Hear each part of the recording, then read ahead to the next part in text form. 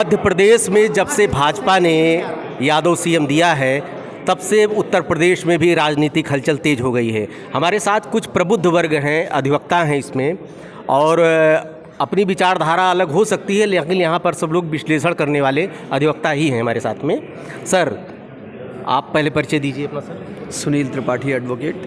ये क्या आपको लगता है कि जो भाजपा ने यादव मुख्यमंत्री दिया है, यहाँ पर आपके प्रदेश में या मवाई समीकरण था, क्या उस पर क्या फ़र्क पड़ने वाला है?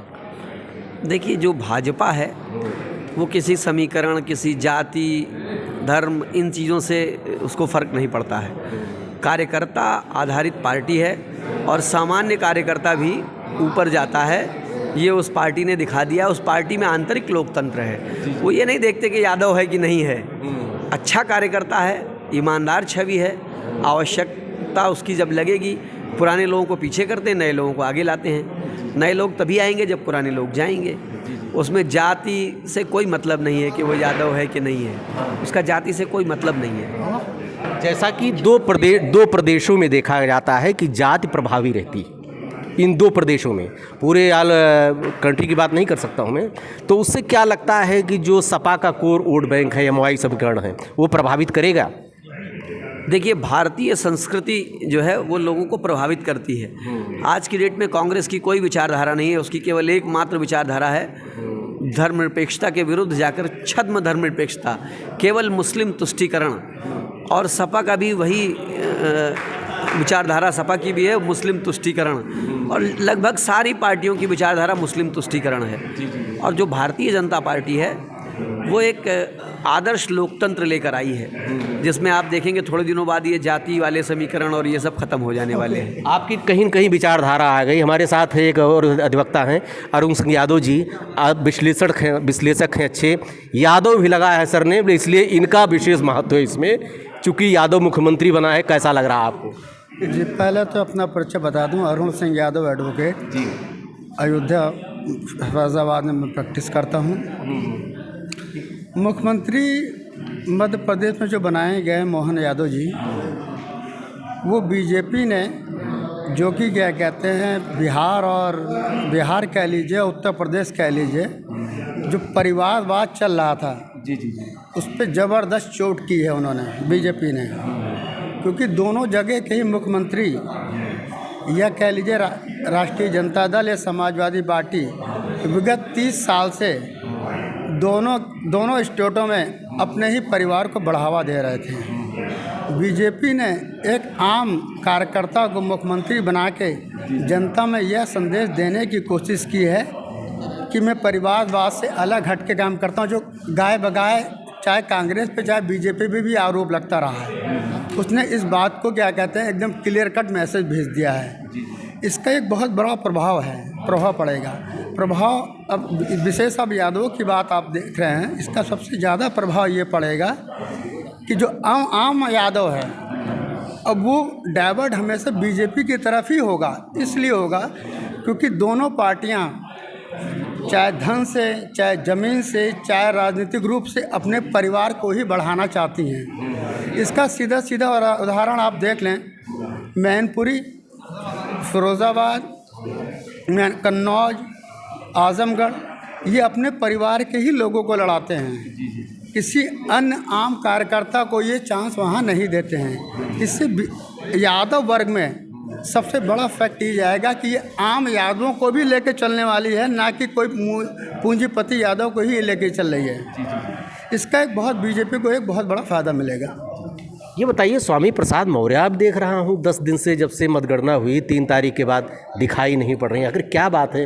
कहीं ऐसा नहीं कि अखिलेश यादव और इनमें कुछ समझाया बुझाया गया? क्या आपको लगता है? होता क्या है कि क्या कहते हैं, जब कोई अपोनेंट ढंग से नहीं मिलता है तब तक तो ये लोग चिल्लाते रहते हैं।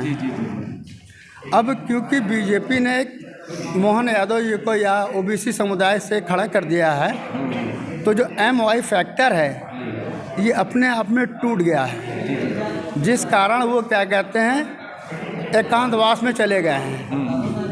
अब वो कुछ बोल नहीं रहे, ना ही कुछ बोलेंगे।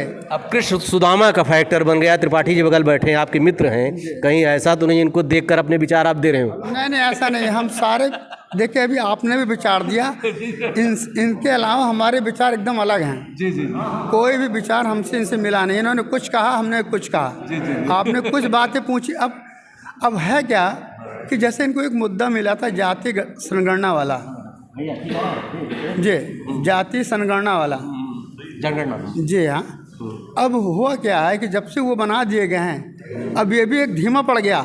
जी जी अब कोई बोल नहीं रहा है, क्योंकि ओबीसी जातियों में अगर अगुआ कोई जाति है तो यादव वर्ग ही है। अगर यादव वर्ग को छटका दीजिए तो कोई भी ओबीसी जाति बोलेगी नहीं। जी जी जी वो हमेशा शांत रहेगी। यानी कि आप यादव को शांत कर दीजिए और कोई बोलने वाला, कोई अगुआ, कोई मारपीट करने वाला नहीं मिलेगा।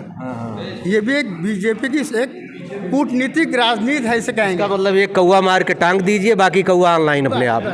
बस हम यही कहना चाहते हैं। जी जी जी जी। त्रिपाठी जी, इनका कहना सही है। देखिए, इसी चुनाव में जी जो आपने देखा 3 राज्यों का चुनाव, उसमें भी, और इसके पहले जो अभी उत्तर प्रदेश के विधानसभा चुनाव हुए उसमें भी, जो जातिवादी फैक्टर था वो तो पहले ही जनता ने उसको ध्वस्त कर दिया है।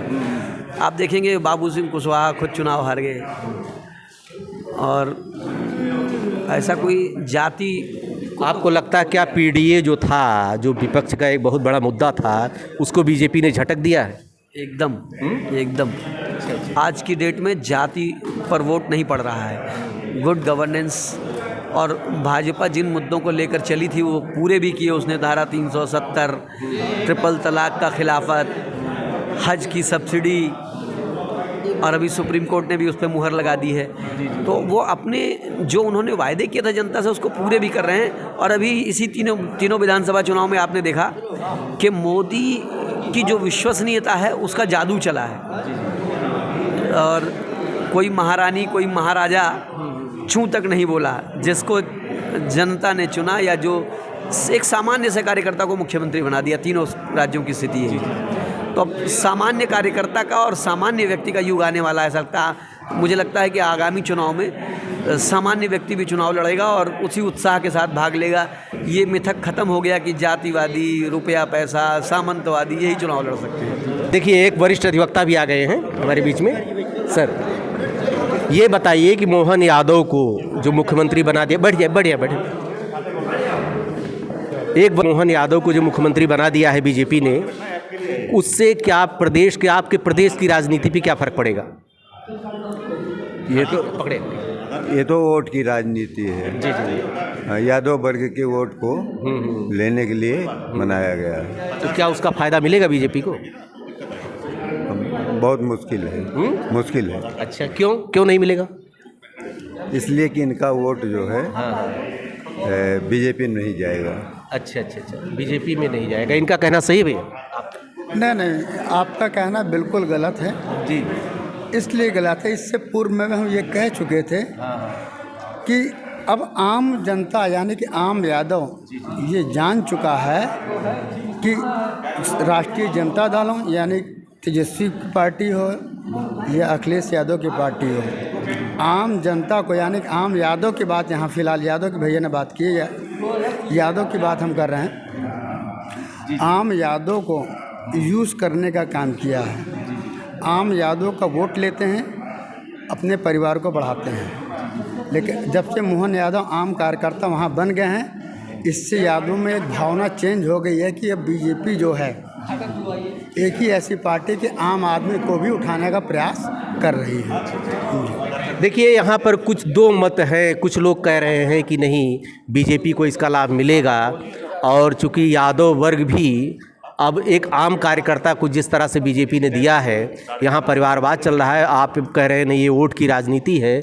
जो हमारे प्रदेश का यादव है उसमें कहीं टूटन होने वाली नहीं, वो जैसे पहले था वैसे रहेगा। वो आगे सोच विचार की जो है, यहाँ के अखिलेश यादव ही नेता है उसके। क्यों सर, आपको क्या लगता है अखिलेश यादव को हिटेगा? हाँ, उनके विचार से वो अखिलेश यादव ही नेता हैं उनके। अच्छा। हाँ, उन्हीं को मानते हैं, उन्हीं को वोट देंगे। धन्यवाद सर।